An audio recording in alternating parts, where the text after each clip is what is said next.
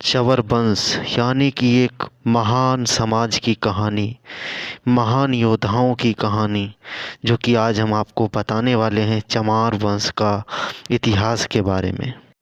चमार भारतीय उपमहाद्वीप इंडियन सब कॉन्टिनेंट में पाया जाने वाला एक दलित समुदाय है। दलित का मतलब जिन्हें दबाया गया हो, जिन्हें सताया गया हो, जिन्हें प्रताड़ित किया गया हो, जिनका शोषण किया गया हो, जिनका अधिकार छीना गया हो, जिन्हें बंदी बनाकर रात दिन काम लिया गया हो, जिन्हें छुआछूत, जाति पात, भेदभाव का दंश भी झेलना पड़ा हो। तो आइए जानते हैं चमार जाति का इतिहास क्या है। आजकल राजनीतिक पार्टियां और धर्म के ठेकेदारों ने जाति पात का प्रभाव इतना फैला दिया है कि लोग जाति पात के भेदभाव, सच तो ये है कि लोग आज जाति पात भेदभाव की ज़िंदगी जी रहे हैं। चमार शब्द का उल्लेख कहीं कोई किताब, कोई पुस्तक, कोई उपन्यास में नहीं मिलता है। चमार शब्द का सबसे पहले प्रयोग 16वीं शताब्दी में सिकंदर लोदी के द्वारा किया गया था। समय तुर्की और अफ़गान के आक्रमणकारियों ने प्रवेश करना शुरू किया था। उस समय पश्चिम बंगाल में चर्मकार वंश का राज्य हुआ करता था। इन्हें सूर्यवंशी चमार कहा जाता था। सम्राट अशोक, चंद्रगुप्त, गौतम बुद्ध भी इसी वंश के थे। राजा चवरसेन के शासनकाल के दौरान चर्मकार वंश काफ़ी ऊंचाइयों तक पहुंच गया था। संत रविदास चवर वंश के ही वंशज थे। चित्तौड़गढ़ के राजा राणा सांगा और उनकी पत्नी रानी झाली भी संत रविदास को काफ़ी मानते थे और राणा सांगा और उनकी पत्नी ने संत रविदास को राजगुरु के रूप में महल में रहने के लिए कहा।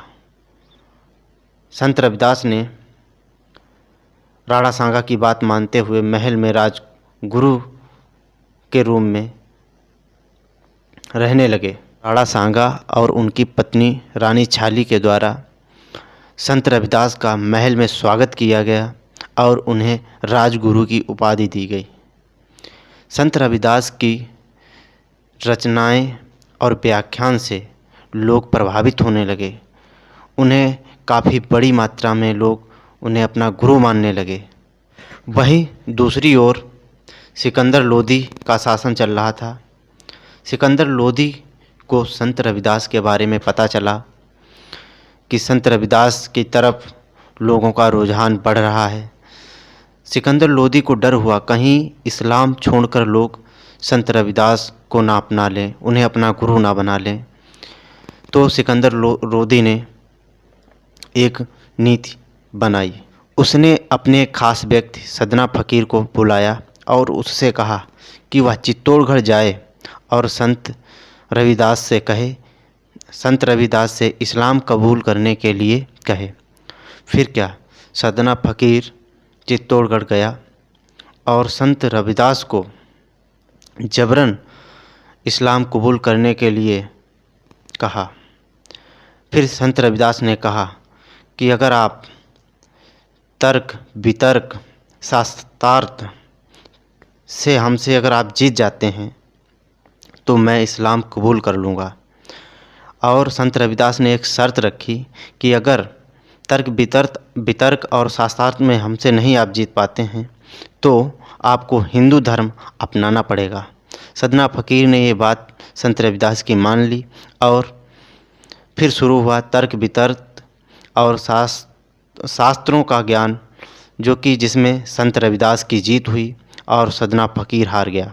फिर क्या था, सदना फ़कीर संत रविदास से इतना प्रभावित हुआ कि उसने हिंदू धर्म अपना लिया और अपना नाम रखा रामदास।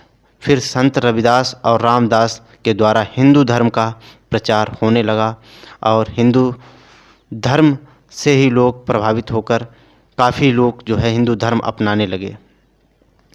फिर सिकंदर लोदी को पता चला कि सदना फ़कीर ने भी हिंदू धर्म अपना लिया। फिर उसने एक रणनीति बनाई और उसने सैनिकों से कहा कि संत रविदास को बंदी बना लिया जाए। सिकंदर लोदी के द्वारा संत रविदास को बंदी बनाकर कारागार में डाल दिया गया। संत रविदास को कारागार के अंदर चमड़े के जूते बनाने का काम मिला, जो कि उस ज़माने में बहुत ही अछूत काम माना जाता था। सिकंदर लोदी का अत्याचार आए दिन बढ़ता जा रहा था। वह हिंदुओं को जबरन इस्लाम कबूल करवाने के लिए कहता था। उसके द्वारा हिंदुओं पर काफ़ी अत्याचार होता जा रहा था। संत रविदास को सिकंदर लोदी के द्वारा जब कारागार में बंद किया गया, फिर आम लोगों का खून खौल उठा। चर्मकार वंश के लोगों का खून खौल उठा। चर्मकार राजाओं ने दिल्ली को चारों तरफ से घेर लिया और आम जनता ने भी आवाज़ उठाई, जिससे सिकंदर लोदी को मजबूरन संत रविदास को छोड़ना पड़ा।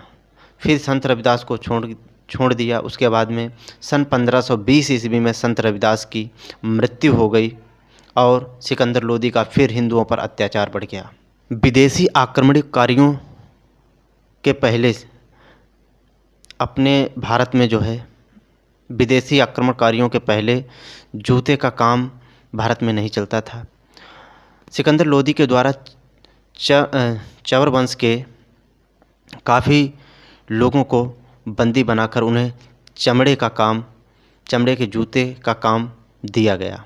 चमड़े का काम करने वाले क्षत्रिय लोगों को सिकंदर लोदी ने चमार कहकर संबोधित किया, उनका अपमान किया। चर्मकार क्षत्रियों ने ना तो सर झुकाया अपना, ना तो इस्लाम कबूल किया। चमड़े का काम करना उन्होंने पसंद किया, लेकिन इस्लाम नहीं कबूल किया। इसीलिए आज के ज़माने में चमड़े बनाने को चमार कहते हैं। लेकिन ये काम सिकंदर लोदी के ज़माने में हुआ था। चमार नाम दिया गया सिकंदर लोदी के द्वारा। उस ज़माने में जो व्यक्ति इस्लाम धर्म कबूल नहीं करता था, उसे चमड़ा के जूते बनाने का या फिर अन्य कोई चीज़ बनाने का चमड़े से रिलेटेड काम दिया जाता था। और उस ज़माने में चमड़े के काम करने वाले को बहुत ही अछूत माना जाता था। तो उसी ज़माने में चर्मकार वंश को, जो कि क्षत्रिय वंश था, उसे चमार का नाम दिया गया, जो कि सिकंदर लोदी के द्वारा दिया गया था। इस जाति के लोगों पर शिक्षा की रोक लगा दी गई ताकि आने वाली पीढ़ी को गौरवशाली इतिहास के बारे में पता न चल सके। चमड़े का काम करने से ही उन्हें क्षत्रिय समुदाय से अलग कर दिया गया। सिकंदर लोदी ने ही इन्हें नीच और शूद्र जाति का दर्जा दिया था। कर्नल टोड ने अपनी पुस्तक द हिस्ट्री ऑफ राजस्थान में चर्मकार वंश और राजा चबर सेन के बारे में काफ़ी कुछ लिखा है। चमार जाति का इतिहास सबसे अच्छा डॉक्टर विजय सोनकर शास्त्री जी की पुस्तक हिंदू चर्मकार में सबसे अच्छा इतिहास देखने को मिलता है। आज के ज़माने में चमार जाति के लोग राजस्थान यानी कि अपने भारत, नेपाल, पाकिस्तान देशों में रहते हैं। राजस्थान में चमार जाति के लोग राजपूतों की तरह रहते हैं। उनका रहन सहन, पहनावा सब राजपूतों की तरह है। अगर चर्मकार वंश के लोगों ने उस समय इस्लाम धर्म कबूल कर लिया होता, और आप समझ सकते हैं कि तो आज 50 करोड़ मुसलमान होते अपने भारत में। लेकिन चर्मकार वंश के लोगों ने चमड़े का काम करना पसंद किया, लेकिन इस्लाम धर्म नहीं कबूल किया। तो चमार वंश पर हमें गर्व करना चाहिए कि आज चमार वंश के ही द्वारा मुसलमानों की संख्या कम है। तो बस दोस्तों, आज के लिए इतना ही।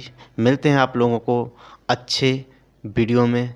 तब तक के लिए धन्यवाद। चैनल को सब्सक्राइब कर लेना और एक कमेंट आप लोग ज़रूर किया करें। कमेंट से ये लगता है कि क्या कमी रह जाती है और क्या कुछ गलत है, तो कमेंट ज़रूर करें और अपने दोस्तों के साथ वीडियो शेयर ज़रूर करें। धन्यवाद। जय हिंद, जय भारत।